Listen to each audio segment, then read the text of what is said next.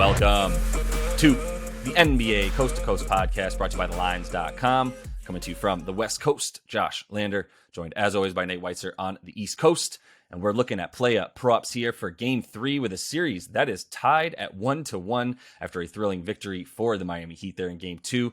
We also have a best bets video up for you with some other stuff in there, so make sure to like and subscribe to that page. Continue to follow along with us. Also want you to head to thelines.com. You can check out all the great written content that we're putting up on the site right now and use that odds finder tool, a nice little chart right in front of you guys with all the odds available to you from these books that are giving us bets this NBA Finals. Very happy to report that we did a solid job in our last game picking these play-up props.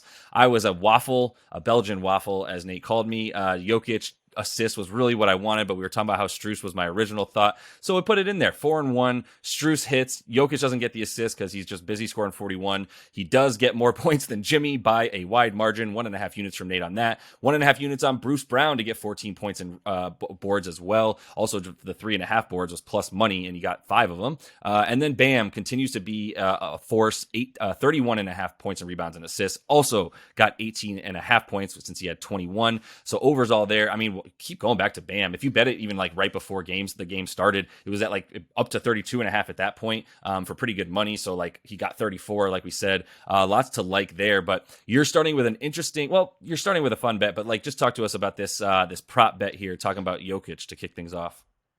Yeah, I mean, well, you said you bet this before the series started at plus 1,800. I did not. I just said it was available. I did not hit it, unfortunately. Okay. I would have told you guys. But yeah, still now, after he's gotten 50-plus PRA in both the first 2 games, you can get Jokic plus 500 to continue that trend, to get at least 50 PRA. And that's something he's done in 12 of his last 14 playoff games. Yeah. Huge triple-doubles. It appears now he's really going to be a scorer in this series. I mean, Miami might switch things up a little bit, but there's obviously nobody stopping him, and he's taking over in that regard. Yeah. So I hit it for Game 3 last night, by the way, because it came out at 50.5, and I was like, I'm going to hit it before it gets up to like 51.5, honestly. Yeah. I know, because you wanted those assists. You wanted them so bad that you went away from your original pick, Strus, which I don't think you mentioned in the video, but it's the same kind of logic here with us taking some guys who did not shoot particularly well the game before, and then they're going to come out firing pretty, so I'm taking KCP to hit 2 3-pointers, minus 111 at FanDuel. I think that's real friendly odds for a guy who's a reliable veteran on the road in a spot where his team absolutely needs him. Like, how many times do you remember in the 2020 finals, the beginning of the game when the Lakers needed him, like he's hitting corner threes, he's coming out, setting a good tone. He actually shot 30% in those finals from 3, but he hit 2.2 a game, including going 6 for 18 in the 3 games at Miami. He's been good on the road throughout these playoffs. He just went 7 for 14 in the 2 at the Lakers. A really good 3-point defense at home. And Miami is a good 3-point defense at home in these playoffs as well. But I still think he'll be able to hit 2. I think the way they adjust their defense, if they're going to keep playing zone, Denver should be able to get their 3-point shooters open. Michael Porter Jr. could struggle again. That solidifies his KCP's role even more. I mean, he's going to play a lot either way because he's defending Jimmy well, which brings me to another option here, which is head-to-head. KCP hits more threes than Jimmy, who, I guess we're now considering him a 3-point shooter because he's hit 8 in his last 4 games. I don't think that's the way he really wants to play. Now that we go back home, Jimmy might be much more aggressive going to the basket. His previous 4, he only went 1 for 8 in 4 games from 3. So in the previous 10, you look at in the playoffs, 4 3-pointers over 10 games, 4 for 21. I mean, he knows that's not the strength of his game. KCP is a spot-up shooter. So those are the ways I'm looking to bet this. And then of all the player performance doubles, KCP to hit 3 threes in a win at plus 500, worth a look. I mean, it's some juice there. We like the Nuggets to bounce back and win this game. And if he's going to play 36-ish minutes, which he did even though he fouled out last game, he'll get his opportunities. Only 1 for 3 in the first 2 in this series, but I think he'll get more opportunities as the series wears on. I hope so. I mean, he's getting the minutes, so like you feel good about that no matter what. he just becomes an afterthought when Jokic decides that he's just going to barrel people to the basket. Like the only other person who gets shots at that point is Jamal Murray and kind of Bruce Brown, because he is not afraid to pull. I love BB. Would probably go back to him again. But yeah, there's not much to go around once Jokic has a 41% usage rate in the second half, like he did this last game. And when he just decides that it's time to go, I turned to my buddy, even though I think he had I forget how many he had at the half, but he had 18 right in the third quarter. And before the third quarter started, I was like, oh, he's going for 40. Crap. All right. I guess he's not getting the assist. That's why I was concerned about it. But even with that in mind, like KCP is going to have to, he's going to be out there. We can rely on that. There's no scenario like where Michael Porter Jr. kind of got pulled and only played 26 minutes in this last game because of his poor shooting. It's also because of his poor defense. So that's not how Kenny Caldwell-Pope gets down. So I'm going to move on to my favorite bet here, dude. Laugh all you want. Laugh me all the way to the bank. Kevin Love, over 10.5 points and rebounds, is minus 119 on Caesars. Unit and a half. Like, say what you want. Like, he gets this in 9 minutes sometimes. So he's gone over in 14 of 20. He's averaging like 15 and a half minutes per game, averaging this essentially. The only times in those 20 games in these playoffs that he has not gone over the 10 and a half points and rebounds combined is when he has averaged 11 minutes per game. His most in any game was 16 minutes when he didn't get it, right? So basically, if he gets basically 15, if not 20, obviously easily 20, then he gets this because he's played 20 plus minutes 8 times. He's gotten 10 and a half points and rebounds, more than that, 8 times. He's actually averaging 14 in those games. So you kind of laughed at him and being like, is that their ace in the hole? But it's like, it doesn't need to be their ace in the hole. It's just he should have played in game 1. And now that's been rectified by the use case of him coming in game 2 and being a plus 18 in 22 minutes. He's got to go back to it. Like Spo knows he has to go back to it. That plus 18 is fine. Don't give him 30 minutes and assume it's going to continue. I said that from the jump. It was like, if he gets 20 to 25, that's all he needs. 25 is asking a lot. 22 is great. He was even 2 for 9 from deep, and it still was wonderful. But he's out there to pull as well because he needs Joker to respect the shot, and they want to pull him away from the basket. So he's going to continue to pull for that reason. The last thing I'll say, 46% rebound percentage when he's off the floor so far in the last game, and then 51% overall in the playoffs is their rebound percentage when he's on the floor. So it's obvious, like you can't have an average height of 6'5.5" against this Nuggets team and hope to prevail. Like, Kevin Love isn't out there to be a solid, awesome center. He's not out there to be Dwight Howard who stops Dwight, whatever. Right? He's just supposed to be a big body and to shoot when he gets the ball on the perimeter. So I'm going to take over 10.5 points and rebounds. I didn't say anything. I wasn't gonna crap on this pick, man. They absolutely need to play him and need to start him. And yeah, Spo said that he didn't have the foresight in game 1 to switch off Caleb Martin, who was getting work down low along with Gabe Vincent. So yeah, they need Love out there. That's all we need. Why did he get a hug mid-game? I think I had it on mute at that point. He hugged Strus. I think he accidentally hit him in the groin or something. I forget what it was, but he was just hugging Strus because he messed up, basically. He gets emotional at his old age.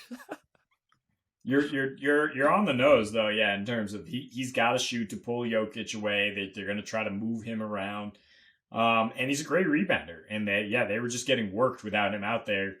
Even at this stage in his career, he can help rebound. So I'm on board with it. We mentioned MPJ, and I mean, really, we mentioned Gabe Vincent again in the best bets.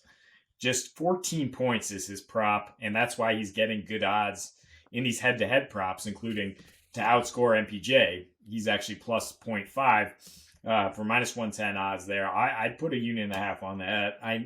I know MPJ can bounce back here, but Michael Malone was so pissed at him in game 2, right? Did everything wrong, and then he just took a seat, wound up with 5 points. He does score a little bit more on the road in these playoffs, but slightly worse splits in his career on the road in the playoffs.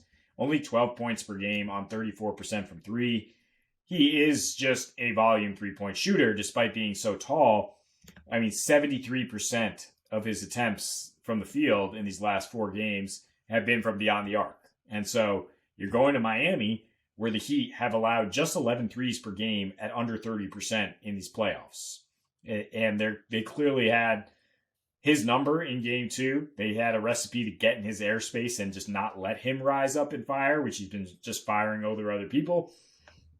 But when you look at him as just a 3-point shooter, and then you look at DK in a head-to-head prop, says Gabe Vincent is minus 155 to hit more threes than MPJ. That doesn't make sense to me because Gabe Vincent is also, at this point, scoring more on the interior and showcasing a mid-range game. And, he was quiet at home early in these playoffs, but the last 3 against Boston, 20 points per game on 53% from the floor and 53% from 3. That's a 130 offensive rating. You touched on his steady usage rate. And we mentioned how there's the 4 other guys who need to score out of that backcourt for one other reason or another are kind of fading away for the Heat, at least Jimmy being below his production in this matchup. And Gabe Vincent stepping up, just absolute heart of a champion.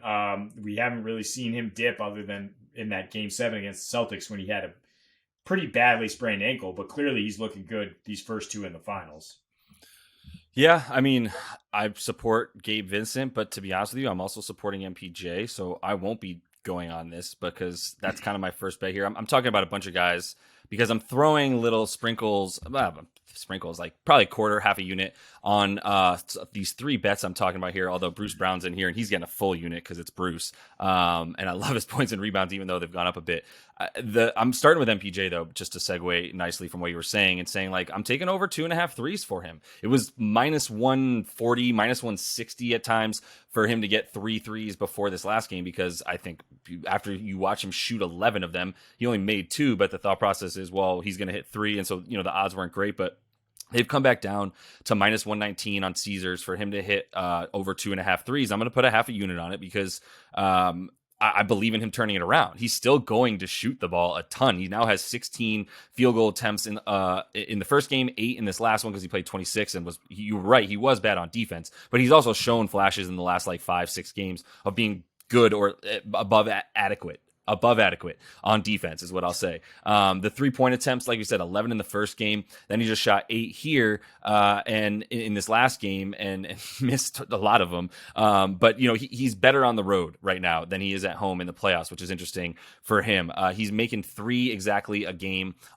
in the playoffs right now on 8.5 attempts, which is full 2 attempts more than the 6.5 he's shooting when he's at home right now and making 2.4 of them. So he's just been better on the road shooting, and he's played 6 more minutes per game as well on the road than he has at home. They seem to keep him out there as a continuous threat. If other guys are kind of shying away, that you don't feel as comfortable maybe playing a Christian Brown on the road quite as often, even though he's doing the bulk of his work in the first quarter. Like maybe there's a few more minutes in there for MPJ, which is also why he's just shooting the ball a few more times and is averaging 16 points per game in 37 minutes, like I said, on the road versus the 12.7 per game in the 31 that he's playing at home. So I like him to get the threes. I'm going back to Strus. The thing I don't like about Strus is just like we said, like he's got to do it in the first half, or like he probably isn't going to do it. He's getting like a few field goal attempts in the second half, and his usage rate just goes down. Duncan Robinson seems to get the minutes in the second half, especially at the end of the third and beginning of the fourth quarter, where there would be some good minutes for Strus out there. So that's what I don't love about it, which is why I'm just putting, the 10 points I still think is super doable because of the usage rate. Like he's still shooting the ball 10 times a game, and like he did in the last 2. So I'm going to go back to him getting, more than he does. He also scores more is what I'm trying to say at home than when he's on the road. So I'm going to go back to that 11 points per game when he's at home in these playoffs versus 9 on the road and 45% from the field, which is what he's getting. So I'm not really attacking the threes, even though I know he's going to continue to shoot them because we have seen him just come in and the points are still low enough for me that I think he can just kind of crawl over them. He also gets a couple of free throw attempts a game at home versus none basically on the road. And he's gone over this a ton of times. So can he basically make like 4 shots? I think he can. And I think one of them will be a 3 and we'll get over 10 points or 9 points. And I should mention, sorry, let me just say I know you're waiting for the parlay of all of those things, baby, is plus 612 on FanDuel is what I have it at. Okay. Yeah, you need a too long didn't read summary for that one in the graphic, Jack. You don't gotta listen. You're to read it. You just gotta listen. I do think MPJ, despite the fact that I'm fading him and saying I think Vincent can score more, I do think he can hit 3 threes. I just don't think he's doing anything else on the floor. And to me, it's a big risk because, he's not helping the way the Nuggets play in terms of sharing the ball. They're not playing the beautiful game. So when he's out there, to me, that means more Bruce Brown. So having those two things in a parlay kind of counteropposed. I mean, again, 3 threes is not a lot for MPJ, but I would like to see more Bruce Brown and MPJ sitting more if I'm the Nuggets. So we'll see how that plays out. With Strus, I'm also concerned because, I mean, what's Duncan Robinson at? We were able to get him at like 7 points, 8 points. I was looking at that props up yet. Yeah, so he doesn't have his up yet. I do see, him carrying over a little bit more than Strus, who just came out, got right in that first quarter, and then wasn't really heard from again, and does kind of get picked on defense. What do you make of Tyler Hero in this whole equation, though? It doesn't sound like he's going to play in Game 3. All right. Yeah, so I would think he's still out. If he does play, I think it'll probably be 15 minutes or less. I think they just wouldn't really muddy the waters too much. So makes sense. I mean, interesting bets to go through here. We'll see what happens. We definitely will. We are getting ahead of these things, so hopefully you guys can get some good numbers on the stuff that we're talking about if you do tail, as that is all the time we have for you in this one. Continue to follow along, like and subscribe to that page. Check out the best bets we also have on top of these play pro ups. And until we see you next for Game 4, happy betting.